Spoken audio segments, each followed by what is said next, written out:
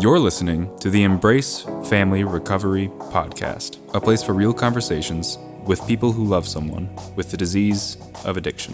Now here is your host, Margaret Swift Thompson.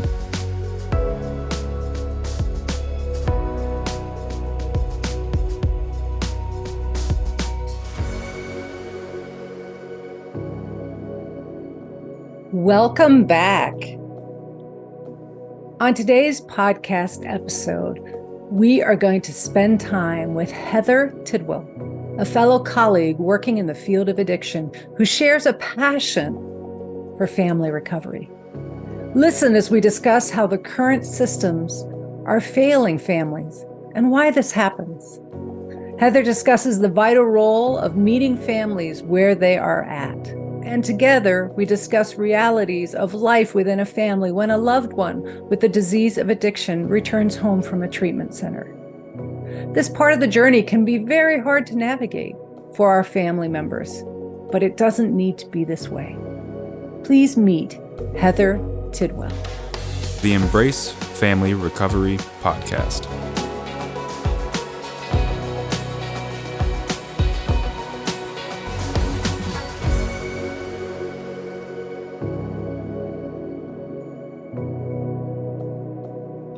Let's get started, Miss Heather. So glad you're with me. I am excited to have you on the podcast as a colleague in the field working with people with the disease of addiction. I would love you to introduce yourself to us in the way you want to. Who's your qualifier, if you want to share that, or what got you interested in working in the field of addiction? And welcome.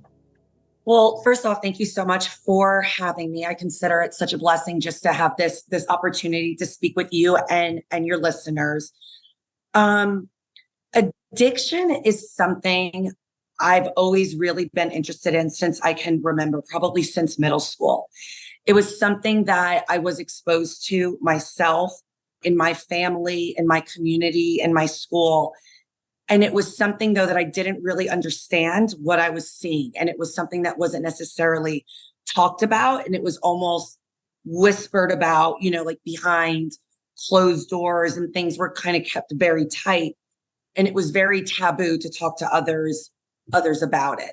When I got to college, I was even more just kind of like interested and invested to immerse myself as an individual that could potentially be an agent of change and kind of change like the culture around addiction for both individuals, families, and for systems. I went to a very small high school. It was a public school in North Jersey. And I graduated with 68 people, 4 of which have passed away since then of overdoses. I'm sorry. Thank you. And it was something too that just my community as a whole didn't really know how to grieve, how to deal with it, how to acknowledge it. And it kind of perpetuated in my community as a problem pretty consistently. And we lost more young adults in that same community, grade through grade. So one thing I did in my bachelor's and master's is I specialized in the social work field with a acute specialization with addiction. I got my bachelor's and master's from San Diego State University. Go Aztecs. And I don't know, as some of you may know, San Diego, because of the closeness to a variety of military bases, we have a pretty large population of homeless veterans that are suffering from some type of like mental concern, as well as a co-occurring addiction use. So something I got really into was working with veterans who were suffering from addiction. I then kind of transpired and I started working with adolescents suffering from addiction. And then, of course, whenever you're working with an adolescent or really with anybody in addiction, you're working with families. So this is something, I'm a licensed certified addiction specialist. I believe in continuously immersing myself in what is out there and what is new as far as what are evidence-based interventions to help not just only the people in active addiction, but their families as well. So, Heather, that's an amazing background of training and passion and academics. And not everyone, not a lot of people are drawn to this part of mental illness and addiction specialty. And do you think it was coming from a small school and having those 4 paths that kind of propelled you to want to go further? Was it when you got to school, just more interest in learning about it? What was it for you that made you say, you know what, this is my sweet spot. This is where I'm going? I think for me, as I started to really get like some more psychoeducation learning just about addiction and mental health, and also like what are some resources out there and what are some resources that aren't out there, I honestly kind of got angry at what had occurred in my community and also what I saw kind of occurring around me from like a system point of view. And that, addiction is so messy. It's messy. It involves crisis. It's not something that individuals usually like acknowledging or talking about. And it's something that I found that when we do talk about it and when we do acknowledge it using assertive communication, healthy boundaries, acknowledging that the person in addiction is the expert on themselves and not kind of giving them like a handbook that they have to do if they want to get what we view as a version of better. I just found myself very drawn into the messiness of it, that something can still be messy. But that being said, we can approach it from a clinical perspective with a calm body and a calm mind and really begin to look at out of the boxes interventions to lead to positive outcomes in a field where it kind of has this overshadow where there's not a lot of positive outcomes. So I love that spin, and I don't mean that disrespectfully, but I mean that in the most positive way. I love that your description of it is the messiness, which, boy, we know that's true. It's messy for the whole family. It's messy for the person. It is a messy illness. And it's counterintuitive when you love someone with addiction, because you can't go after it like you would if you love someone with cancer. It's a very different dynamic between the family members. And I think one of the things that we don't do well is teach families and systems healthy ways with communication and boundaries. Treatment centers historically don't do a lot for the family. They take the person out of the system, treat them, and then put them back, and neither know how to reintegrate after treatment. Is that your experience as well? 100%. And it's really interesting. After you and I kind of first talked about me being a guest on this podcast, again, I love knowledge. And I also understand, yes, I've been in this field for 15 years. I don't know all the things, and there's so many various lenses to look through. So, of course, after we spoke initially, I go down that rabbit hole of looking at all these evidence-based articles, of looking at testimonials and blogs from family members who have an individual that's in active addiction, from looking at drug users. I even got into exploring a drug user union that they have in North Carolina. And regardless of what your lens is, it seems that everybody agrees is that the opposite of addiction is connection. For sure. And how important it's to connect. And it's like what you just said. So what happens? Somebody's in addiction. I take them out of their schools, take them out of their families. I lock them up. I take them out of their communities. And then what happens is, let's say we go to like a treatment center. So let's say mom goes to like a treatment center. She comes back. Well, that family system is going to be dysregulated, because prior to that family system, their homeostasis or their stability, they were used to like the rules of the addiction. Maybe we all knew around 5 o'clock, mom's going to go upstairs. She's going to have a couple bottles of like wine. So we know that the adolescents, they don't really have like a lot of oversight. They're able to kind of do whatever they want. Maybe like they don't have curfew. Well, now we come back, this system, which is used to mom being dysregulated. Well, the system's still dysregulated because they're used to those norms, those values in that culture. So now here comes back sober mom. Maybe now I'm speaking a little bit more assertively to like my kiddos. I'm expecting them to go to bed, to turn this off, to listen to me. Well, what we're going to find is that system is going to push against mom. It's dysregulated. This isn't homeostasis. We're not used to this. Where again, we really should be talking about that discharge plan the minute mom enters treatment. And there should be that connection to that family system she's going to go back to. most relapses happen 72 hours after being discharged from a treatment facility. We know how to be in there without all of this, but then we get back and we don't know how to get back to the system, to what our baseline is. Right. I think the other component that you absolutely see in a person who's sought services and is returning home, I use the word familiar. What was familiar is automatically reinstated. And if someone comes back to do it different, the familiar causes the reaction. I also think shame is a big pusher. You use the example of a mom who went off to treatment and comes home. A mom is coming to consciousness and awareness for the first time in a long time of the impact of her mothering due to the disease hurting her and taking her away. And so often I will coach people when I worked in the treatment centers to not go home and try to be super mom or super dad, because there's no credibility and no trust yet. Yeah. And so if you go back and jump in full force, there's going to be even more of a resistance because your loved ones don't have a sense of trust and credibility that you're going to sustain recovery. So take it slowly, reintegrate slowly, but it's tough. Well, and it's also, and what you just said kind of triggered me to think of something, is that it's great that mom may be getting, again, traditional care. It used to be 90 days inpatient. Now with insurance changes, it's usually 30 days.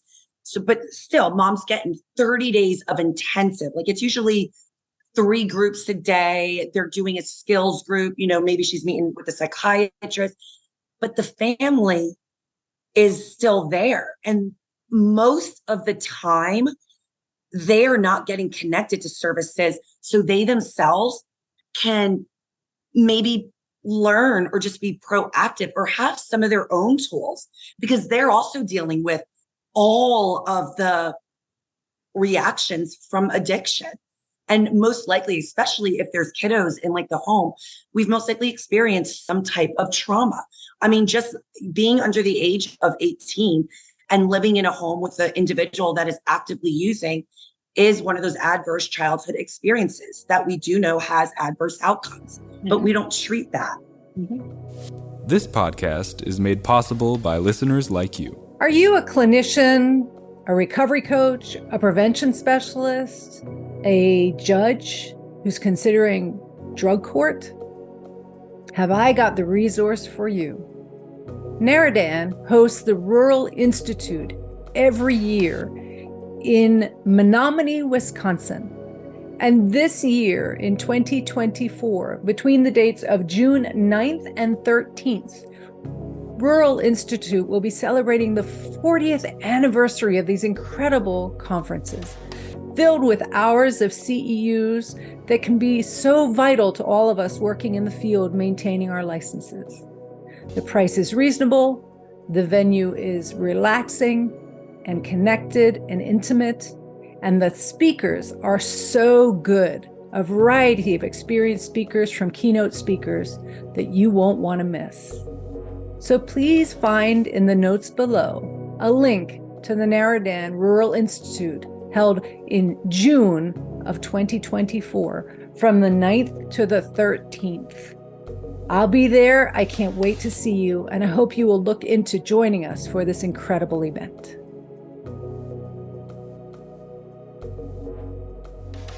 You're listening to the Embrace Family Recovery podcast. Can you relate to what you're hearing? Never miss a show by hitting the subscribe button. Now back to the show.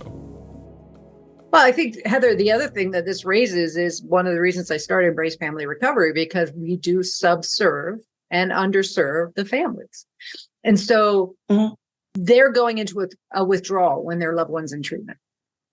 Partners, parents, children on some level, but definitely partners and parents, in that they don't know how to navigate their family life without that person, because they're used to try to fix, manage, control. And when they're gone and getting the help they so desperately want, which is wonderful, and they're very grateful that they're getting help, they're left with resentment, rawness, trauma, fear, all the feelings that are masked by focusing on someone else, and they're no longer in their purview of control. And they can often spin out and struggle. And how that manifests, and I'm sure you've seen it too, they want to jump in and try and manage the treatment process. They want to be in touch with the clinicians all the time and make sure they know everything. Or they have no contact whatsoever because they're just done, or they get irritated when they get calls because it's like, it's not my problem, it's their problem, get them fixed, And so that's a lot of unresolved pain, grief, and hurt that isn't even touched. And then the person comes back shiny and polished from treatment and looking so much better and want to jump in and do everything right. Very noble, nothing wrong with it, but they're met with a whole different level of resistance because the family doesn't know what to do or how to trust this new person walking in or this changed person. And I also feel, and again, like when we're talking about addiction, it's systems of care. And it's also, I think too, on like us as clinicians and on those treatment centers and on, emergency rooms, like where they're seeing overdoses and things like that. And, I've worked in 3 different emergency rooms. When we see an overdose, like it's treat them and street them. And then we'll give them a bus pass. They'll go get detox and they'll be right back next week. But still, as providers, I see such an area of opportunity and growth where we can partner and pair with the family. And I know that you and I, like when we first met, we talked about motivational interviewing skills, which is my jam. I'm obsessed with it.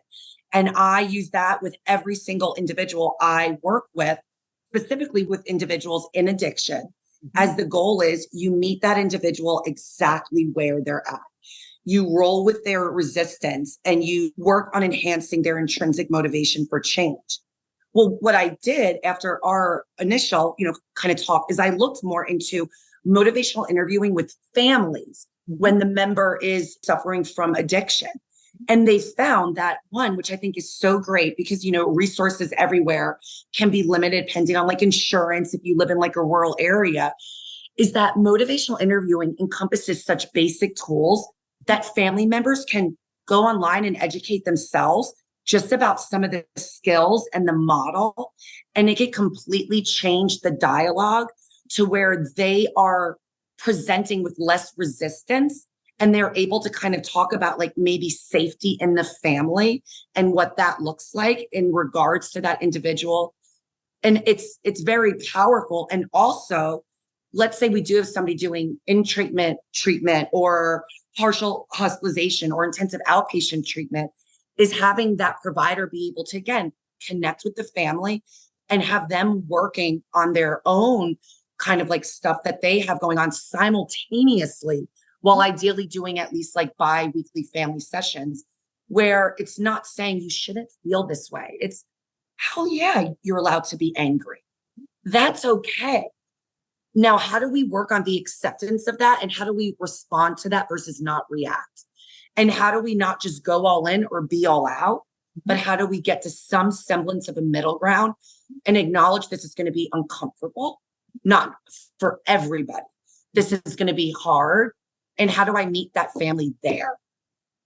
And how do I acknowledge and respect that the bandwidth of family in early recovery, when someone's getting whatever level of care they're getting, is pretty limited to growing because they're still just catching their breath from whatever led to them finally seeking care. And so it's like, I agree with you. I would love, in a system approach, our people working in this industry around people with the illness and their families to start including families in their work. The dilemma that I am hearing in my head is what I've heard from many trainings I've done and being around people in the treatment world. Our bandwidth with the chronicity of clients walking in the door, the level of intensity of the work we're doing, mixed with managing our insurance requirements of documentation, families are more of a problem than a help. And so I focus on the client. And I know you're going to react to that because I react to it too. Oh, it's true. I get it. It's true how a lot of clinicians, and they hate working with families because it's so difficult. You're managing so many different dyads and roles, triangulation, family rule, family culture. It's something I personally love. I love working with families. And, like the more, I'm like, okay, let's do this. You guys have survived 20 plus years with this. And you've all said and admitted it sucks. It's been miserable. Well, you made it through. Now, how do we kind of work together? And also like acknowledging, I'll work with like family members where they're like, I'm not saying anything. I'm done. This is this person's 10th time. I'm like, all right, well, what would be your thoughts of maybe I just phone you in on speaker and you don't have to say a thing, but you listen. Or maybe if they're open, if maybe I give you a little bit of like an email breakdown, meeting them where they're at and validating that frustration and not saying, well, you're being a bad sister. You're being a bad partner because you need to support this person. But I do agree with you. And that's something too I do in my practice is I do my own education with my clinicians on working with families, how we don't have to be scared and how do we use our skill set from a systems view. Because in my opinion, if you're not looking at systems, and I mean family systems, hospital systems, I mean community systems, natural and formal supports, I'm doing a disservice to the person in front of me, whether it's one individual or a family unit. And I think it's important because a lot of my listeners are families to say, like you, I disagree with families being the problem or a burden. I don't like labeling anyone. And I think the reality is families are tenacious and survivors and have navigated stuff that people who've not been through this have no comprehension of the levels of stress they've lived with. And to be in front of a clinician is huge progress. What I also can say is when I've watched families get help, whether their loved one is seeking treatment or not, the change within the system is dramatic. And the influence on that loved one, they're setting boundaries, finding ways to navigate the relationship in a healthier way, separating the person from their disease, putting boundaries against the disease. It is amazing to watch how that can transform the system and also impact in a positive way the person who's struggling with the illness of addiction. It's so powerful. And one thing, rather than looking for triggers, let's look for glimmers, especially in, like a family system. And this idea, and I use this sometimes when I do trainings, it may not be the most PC thing, but I always say, I'm a junkie for transformation and for change. Like that is my addiction. When I see it, so when I'm working with like a family and maybe like they just shared something that is a huge win or a huge glimmer, but they don't necessarily see it that way. I'm like, whoa, hold the phone, everybody stop. Oh my goodness. Like, did we just realize what y'all just accomplished as a system? This is, guys, we've been on now for 10 minutes. I'm hearing respect. I'm hearing understanding and we're making eye contact and also everybody's here. Dad, this is the first time I heard you say anything this whole session. Like it's looking for those glimmers when, even culturally, like we're so prone to look at like the negative and, do this. But, I'm like, okay, yeah, it's great. We, maybe we're aware of what our triggers are. But what about like the daily glimmers and what do those look like? And do we celebrate those just kind of like how we harp on the relapses? Do I celebrate like these glimmers? And I think that's a great word. And I agree with you. And I think both are equally valuable. And I do 100% agree. And I think it's due to the fear that we focus on the worst case scenario. What could happen? How do I plan? How do I prevent? How do I control? And all of that. And so putting out the glimmers and really highlighting them is a beautiful way to do it. I love that, Heather. And I think that's so important for families to know that's a simple change they can make for themselves without a therapist or a professional or a coach. They can start looking for the glimmers in their family system. Right now, I do outpatient work. So primarily I'm working, with that one individual, but often, again, with addiction, I'm always working with the family system, so whether like that individual is open to, parent partner joining is I always try to give, I'll say, yes, I am this individual's clinician, there are HIPAA guidelines, but I always share, would you be open or even interested if maybe I sent you some like just resources, if you wanted just to kind of educate yourself on like ways or even tools that you can do. I'll always offer therapy as well, but I want them to have more informal resources that they have control over. I always recommend families look into acceptance. Stephen Hayes is the founder of that. He's written over 40 books about it. He's published usually every 3 weeks. He's on several podcasts. His concept of like acceptance can be used in regards to addiction, and it is so powerful. And it can be very freeing just to, I always think like the families, when they have somebody in active like addiction in their family, it's almost like they're holding on to this 25-pound weight. And it's like they're just, and we never know when that weight's going to drop, but we feel like we have to just, but acceptance is a way to kind of like put that weight down, maybe breathe for a little bit, understand it a little bit more and be able to hold it. Not saying that we're getting rid of it, but we hold it in a different way. So I always talk to them about acceptance, the motivational interviewing skills. And so much of this stuff is free on podcasts, on Insight Timer. Sure.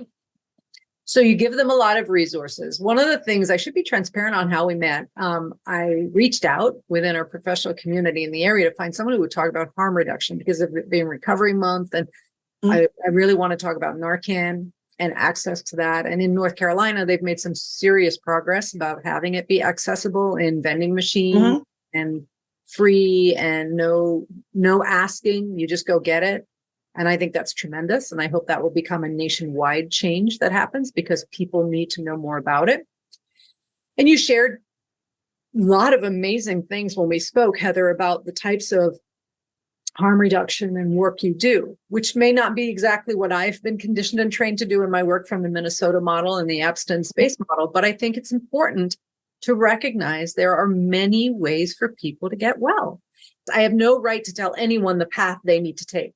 I will be clear about my bias. I know what saved my hiney, what has saved my life, and I will share from my perspective. But at the end of the day, every human being deserves and requires, in my opinion, the autonomy to find their own path. So that makes me excited when I know there are professionals out there that offer different things.